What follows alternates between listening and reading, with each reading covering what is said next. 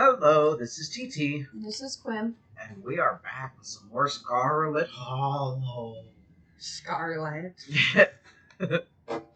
So we have been introduced to the House of Decrepitness. Oh, Supposedly they clean it, but they never have. There's dust and poo and just nasty stuff everywhere. Okay, there might not be poo, but that toilet was disgusting. So bad. Roaches, yeah. And apparently our cousin is the owner of the mine, and she's busy. It's And like, so miserable. yeah, like you cannot be serious right now. If you had a real mine that was actually working and doing something, you should have enough to take care of the house. Poor house. So now we've come back up to the room to put our stuff away. And we're going to explore the crap out of it because now we can't offend anybody. So. And take a nap. I don't want to sleep in that bed.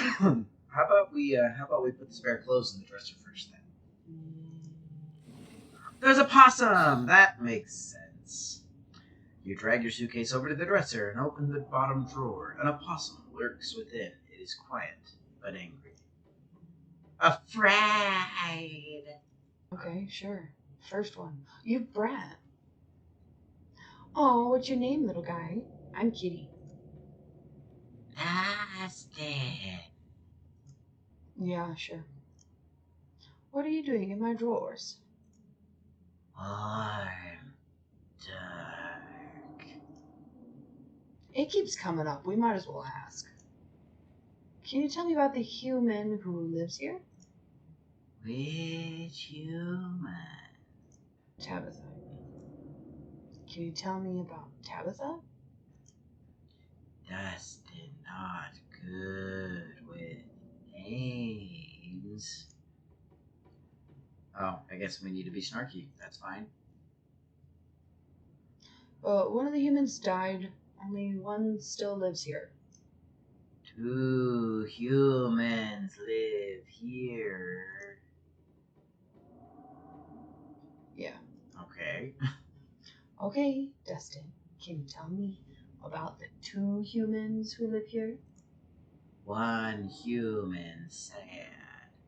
1 human scary. Yeah, let's find out about the sad human. Yeah. It's probably Tabitha. Can you tell me about the sad human? Cries.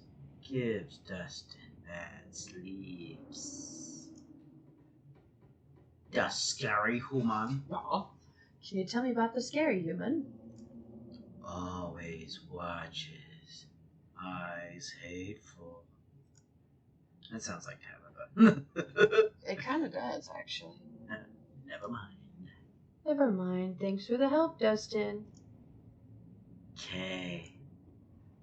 I want to put my clothes in here. Yeah. Can you move, please? I want to put my clothes in here. No. Doggy. I mean, this Dustin house. Make it a nest. We're going to be stinky no matter what we do. Yeah, pretty much. Yep, do it. Poor thing, you look cold in there.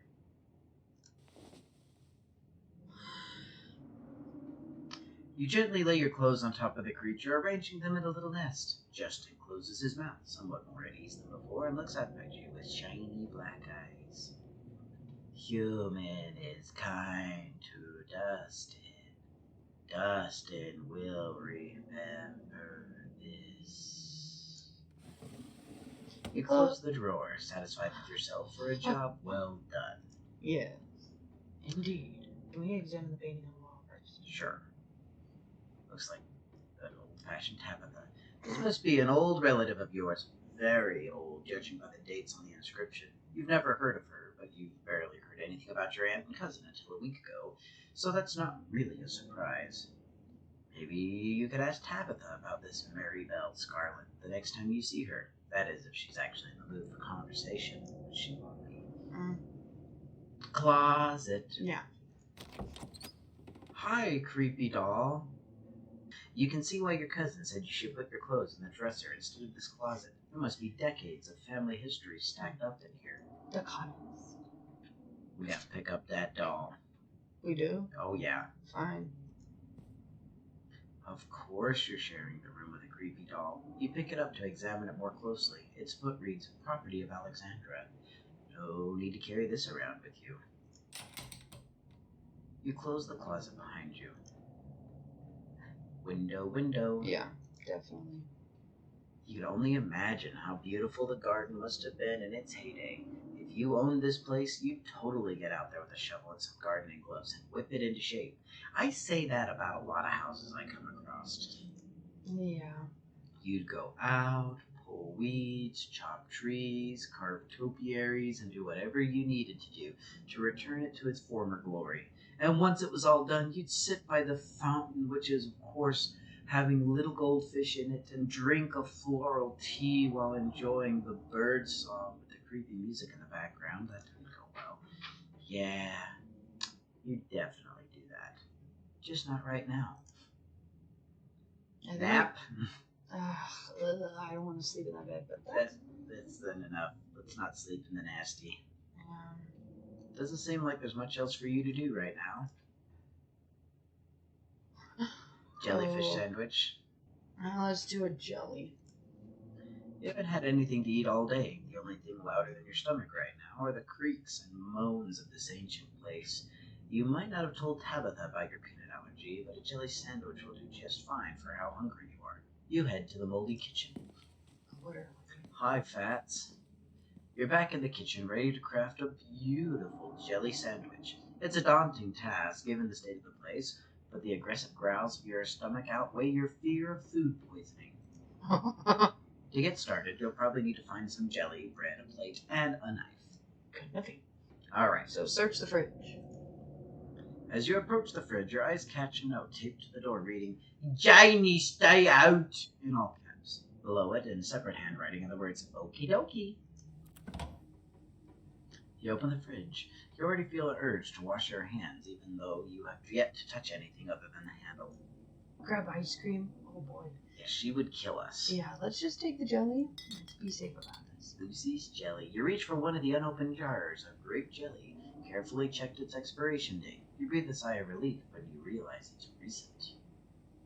This was either purchased specifically for you, or jelly is one of the few things in this kitchen Tabitha actually uses. All you need now is a plate, a knife, and some bread. Better close this fridge and keep looking.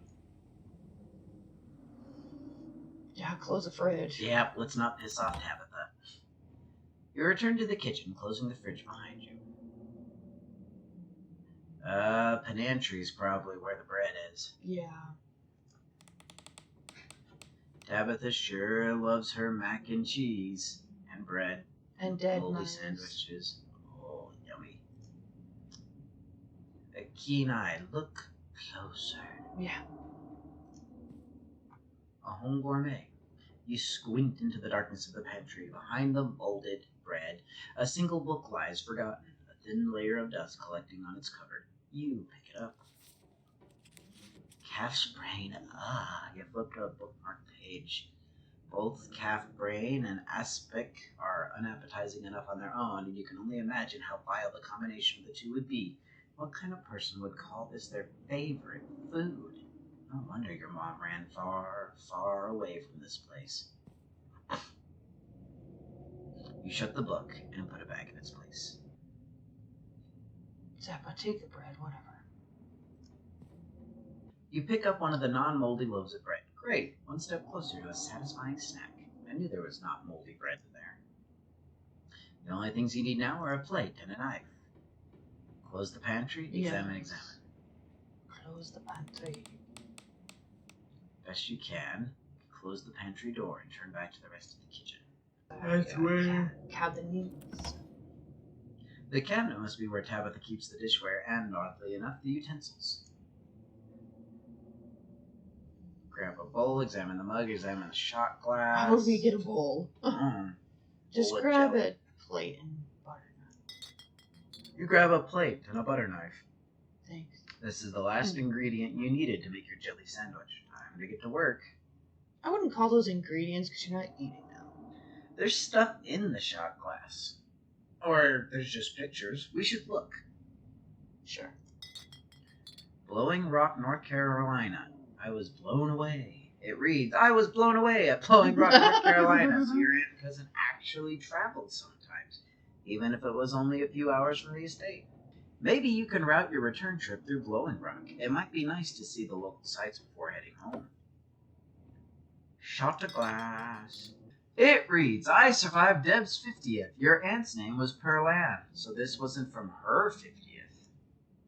From the few stories you've heard from your mom, Pearl Ann wasn't the type to have kitschy friends who gave out themed shot glasses at their birthday parties. Considering it says Deb. Maybe it belongs to Janie. You imagine she might need an alcoholic beverage to get through cleaning this place, especially with Tabitha's sour face peering over her shoulder. Out of here? Yes, please. Actually, there's a note attached to the bowl. We should look at the bowl. Mm-hmm. Moth trap, do not touch. Oh, yum. You reach for the bowl, but as you pull it down, a blend of vinegar and dead moth splashes onto you, immediately staining your shirt. On the back of the bowl is a note that reads, Moth trap, do not touch. Whoops. My bad. Ha, idiot. Your shirt is now unpleasantly wet. You'll probably change to something clean before you leave the house. Shouldn't have done it. You close the cabinet and look back at the rest of the kitchen. Shall we talk to Frou Frou or make the sandwich? Makes a sandwich. Despite the state of this horrendous kitchen, you have successfully combined your 3 ingredients to make a jelly sandwich. Congratulations, you can feed yourself.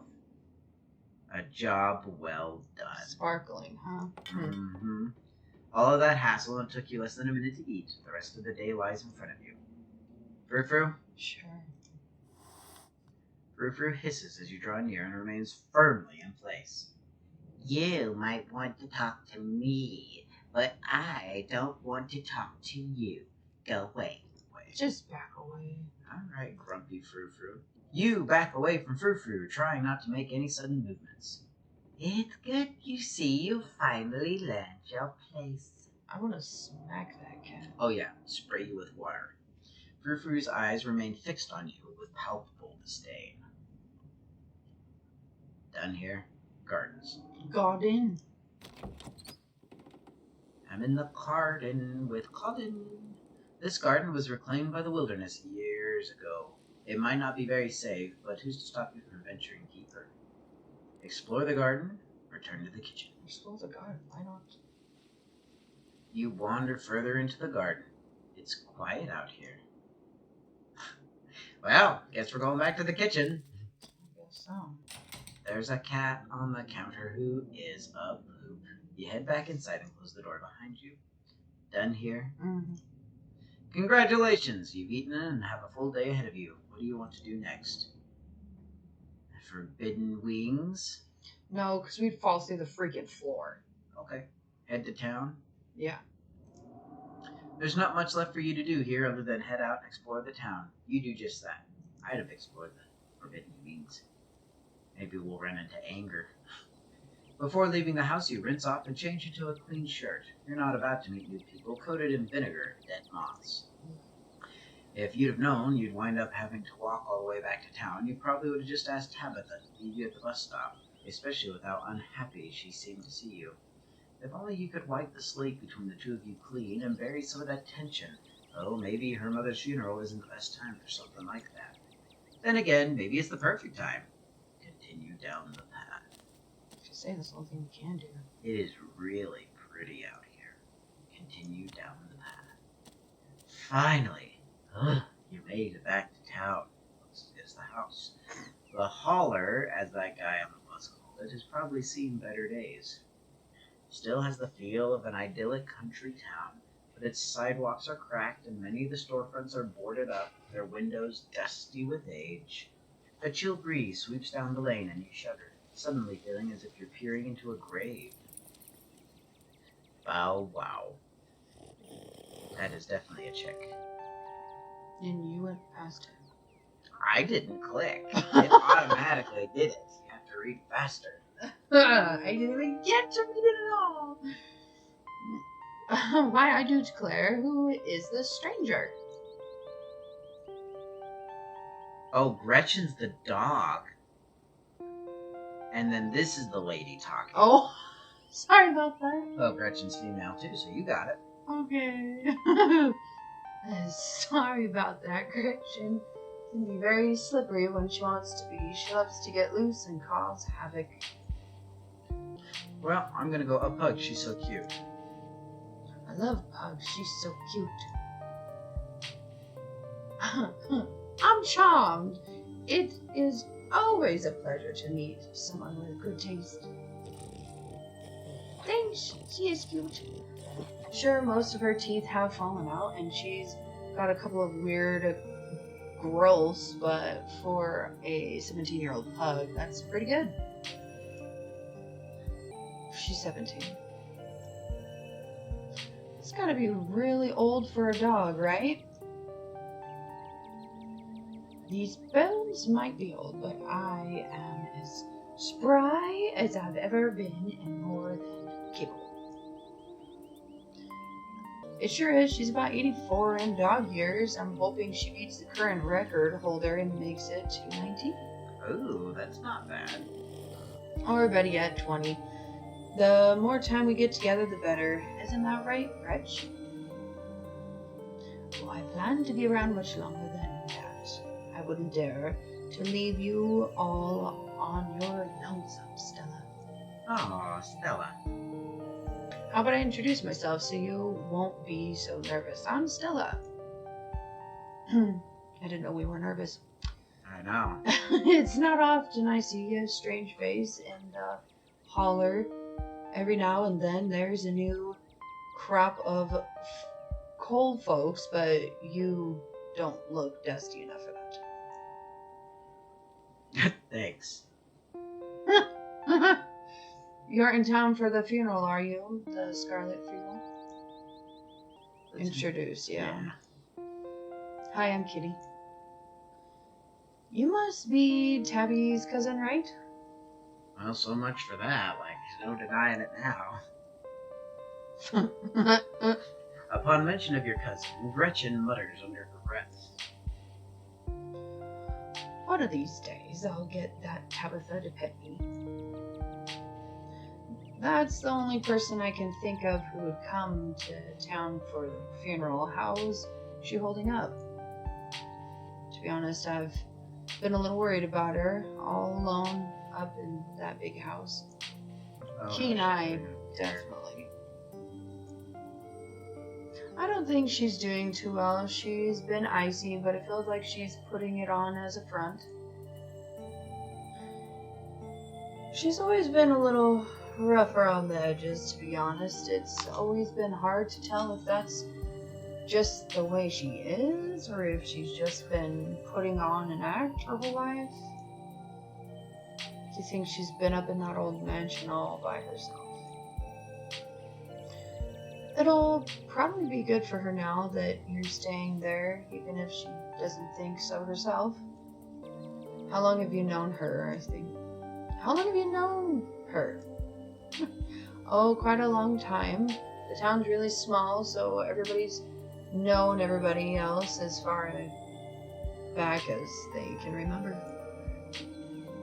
Debbie and I got a little close when we were both in the school's production of A Midsummer Night's Dream. I was Puck and she was Mustard Seed. As you might have expected, she was more than a little prickly, but I managed to soften her up a bit in the end. But then she graduated, and that was that. I haven't seen that girl or her horrible little cat since I was middle-aged.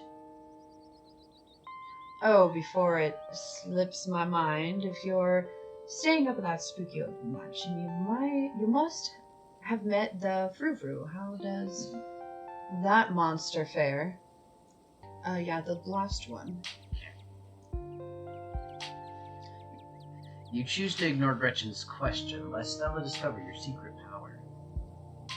If you do see that devil of a cat, please send my regards, and do let her know that not only do I still draw breath, but that I very much still plan to outlive her. Oh, if you just got to town, you must be starving. I was just on my way to the diner for a coffee, and they've got amazing biscuits. My treat.